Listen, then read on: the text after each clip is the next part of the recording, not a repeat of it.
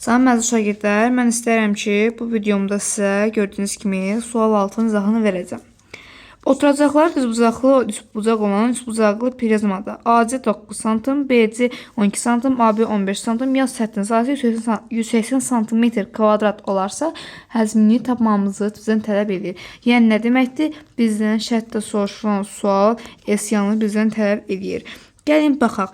İlk öncə mən burada fikir getirirəm üçbucağa. Üçbucağın ilkini sahəsini tapıram. Sahə 3 yazım, sahə üçbucaq, yəni sahənin üçbucağın sahəsini tapıram. 3-də 1 vurulsun 12-yə, vurulsun 9-a. Buradan 1, 6, 6 dəfə 9-un 54 edir. İndi isə burada verilən santimlər verilir. Baxın 9-dur, 12-dir, 15-dir. 9'dur, 12'dir, 15'dir. Bunların hamısını toplayırıq. Eləcək 36. Bu yüzden yazım.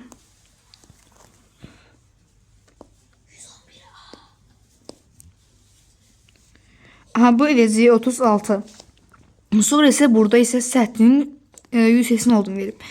180'i 36'ya böldürəm, eləcək 5. Sonra isə mənə buradan toplamışdım 56 eləmişdi bucağın. Buradan da hərəsini tapdım 5 186'ya bölündü 5 tapmışdım. Sonra isə burada olan 54 ilə 5'i vururam. Eləcə 280. Deməli bunun həzmi 280'ə bərabər. 280 cm kuba bərabərdir.